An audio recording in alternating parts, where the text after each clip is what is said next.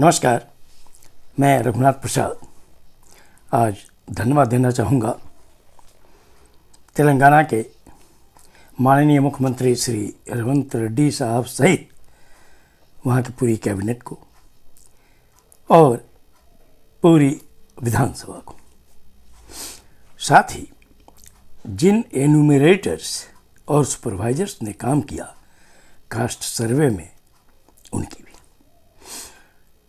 2024 के फरवरी में तेलंगाना सरकार ने निर्णय लिया था कि वे अपने खर्च पर कास्ट सर्वे कराएंगे। जैसा कि माननीय राहुल गांधी जी हर जगह कास्ट सर्वे की बात कर रहे हैं, इसलिए उन्होंने कांग्रेस पार्टी शासित राज्यों के लिए तो उनकी नैतिक जिम्मेवारी भी बनती है और श्री रेवंत रेड्डी साहब ने श्री राहुल गांधी जी की इस इच्छा को पूरा किया और 2 फरवरी 2025 को पूरा रिपोर्ट आ गया है मीडिया में, सोशल मीडिया पर आ रहा है, अखबार में भी आया है और कैबिनेट से अप्रूवल के बाद स्पेशल सेशन होगा तेलंगाना विधानसभा का और उसमें उसे रखा जाएगा। बिहार ने 2023 में जारी किया था कास्ट सर्वे का रिपोर्ट और उसके बाद ये दूसरा राज्य है। कर्नाटक में चूँकि 6-7 साल पहले ही सर्वे हो चुका है, लेकिन कुछ कारणों से उसे अभी तक जारी नहीं किया जा सका। लेकिन श्री राहुल गांधी जी की इच्छा के अनुरूप वहाँ के माननीय मुख्यमंत्री श्री सिद्धारमैया साहब और उप मुख्यमंत्री श्री DK शिवकुमार साहब भी अब उसे कैबिनेट में लेकर उसके बाद आगे विधानसभा में विधान परिषद में रखने की कार्रवाई करने वाले हैं। ये जो कंप्रिहेंसिव सर्वे हुआ है वह है socio economic, educational, employment, political and cast सर्वे।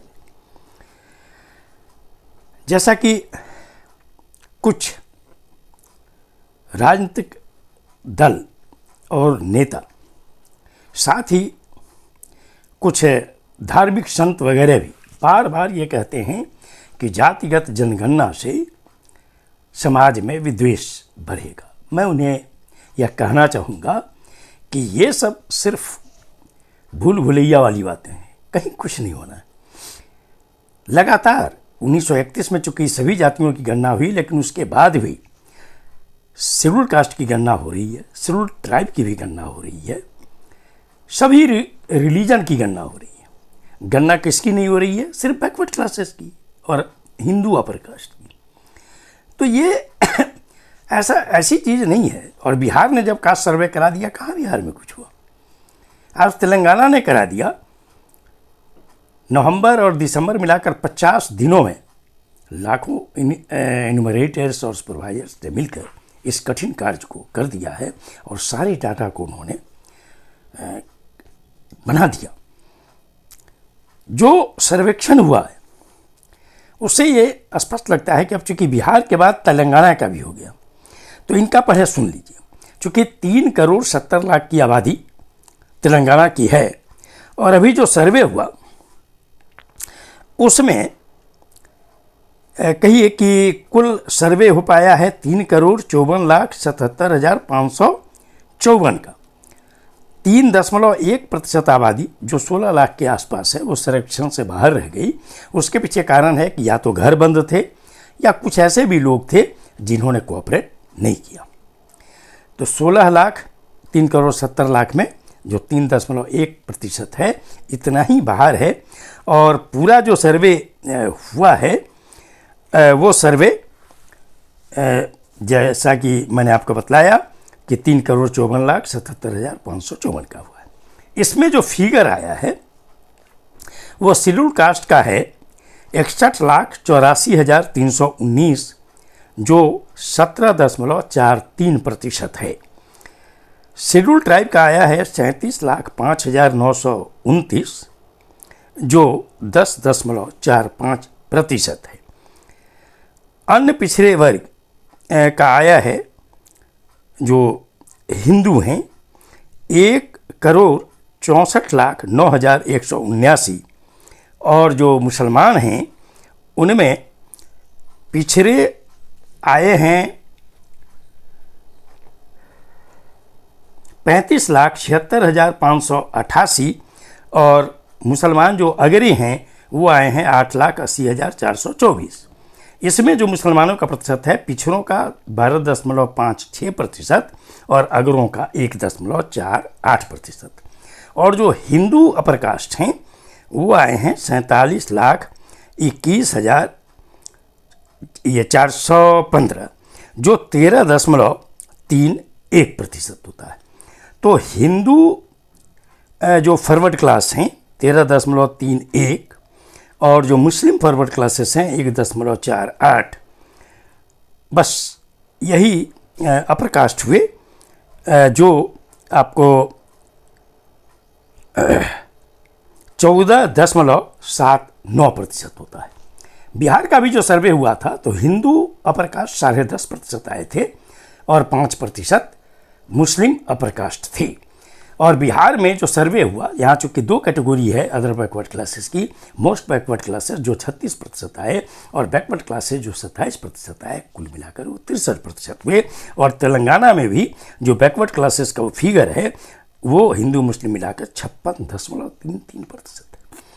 मैं अब यहाँ पर ये कहना चाहूँगा कि अब केंद्र की भारतीय जनता पार्टी सरकार जिसमें जदयू और टीडीपी वगैरह जैसी भी पार्टियां शामिल हैं या जो और भी अन्य पार्टियां हैं, चाहे वो एलजेपी-आर हो, अपना दल हो, एसबीएसपी हो, निषाद पार्टी हो, जेडीएस हो, इन लोगों को भी अब ये देखना चाहिए कि जब वर्ष 2019 में सिर्फ वोट की राजनीति के लिए इकोनॉमिकली वीकर सेक्शन का रिजर्वेशन 10% संशोधन करके कॉन्स्टिट्यूशन में दे दिया गया तो उस वक्त लोगों को बहुत आश्चर्य हुआ था कि आखिर बिना डाटा के ये आरक्षण क्यों दिया गया। अब तो ये स्पष्ट हो रहा है कि हिंदू मुस्लिम बैकवर्ड्स अपर फॉरवर्ड्स बिहार में 15.5% हैं।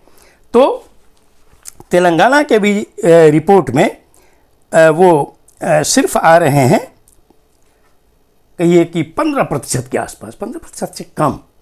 इसका मतलब यह पहले लोगों में कन्फ्यूजन था कि फॉरवर्ड क्लासेस की आबादी कहीं भी 20% से कम नहीं होगी, 15% से कम नहीं होगी, खासकर हिंदू होगी। लेकिन अब तो तस्वीर एकदम अलग है और ये अफसोस की बात है कि बिना किसी डाटा के जब इकोनॉमिकल वीकर सेक्शन होना चाहिए उनको भी रिजर्वेशन मिलना चाहिए लेकिन प्रतिशत कम होना चाहिए। जैसे जननायक कर्पूरी ठाकुर जी ने बिहार में 3% दिया था वो वास्तविक एकदम सही था।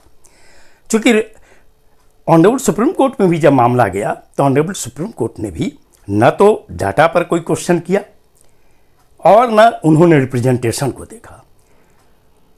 अब देश और खासकर बहुजन समाज सोशल जस्टिस यह जानता है कि अगर डाटा कलेक्ट किया जाता अपर कास्ट का और रिप्रेजेंटेशन तो किसी भी स्थिति में 10% आरक्षण होता ही नहीं।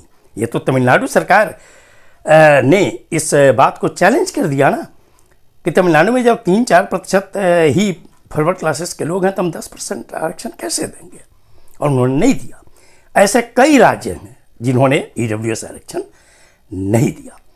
चूँकि रिप्रेजेंटेशन पूरा देश जानता है कि सुप्रीम कोर्ट में कितने प्रतिशत जज अपर कास्ट के, पूरा देश जानता है कि हाई कोर्ट्स में कितने अपर कास्ट के जजेज हैं। यही स्थिति सेंट्रल यूनिवर्सिटी सहित देश के 600-700 जो यूनिवर्सिटीज़ हैं उनके वाइस चांसलर में, आईआईटी है, आईआईएम है, एम्स है, उनमें फैकल्टीज़ में क्या रिप्रेजेंटेशन और अन्य सेवा, केंद्र की सेवा देख लीजिए, राज्य सरकार की सेवाएं देख लीजिए, सभी में रिप्रेजेंटेशन ओवर रिप्रेजेंटेड है अपर कास्ट। मैं तेलंगाना सरकार को भूरी भूरी उनकी प्रशंसा करता हूँ, उन्हें बधाई देता हूँ और देश के अन्य गैर बीजेपी शासित राज्यों के मुख्यमंत्रियों से अनुरोध करता हूँ कि वहाँ भी कास्ट सर्वे कराया जाए। ये देश के हित में, ये वीडियो आपको अच्छा लगा हो तो निश्चित तौर पर लाइक करें, शेयर करें। अब तक मेरे चैनल को आपने सब्सक्राइब नहीं किया, सब्सक्राइब करें, बेल आइकन को टच करें ताकि मेरे हर आने वाले वीडियो का नोटिफिकेशन आपको तुरंत मिल जाए। आप सभी लोगों के लिए शुभकामनाएं। धन्यवाद। जय